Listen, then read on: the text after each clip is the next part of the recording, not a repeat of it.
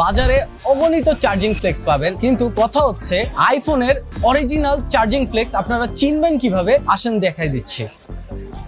এই যে দেখেন আমার হাতে একটা 16 প্রোর একটা চার্জিং ফ্লেক্স আছে। এই চার্জিং ফ্লেক্স চিনার সব থেকে যে মূল বিষয়টা সেটা হচ্ছে এই যে দেখেন অ্যাপেলের একটা লোগো এখানে করা আছে, দেখতে পাচ্ছেন? এখানে একদম অ্যাপেলের একটা লোগো করা আছে।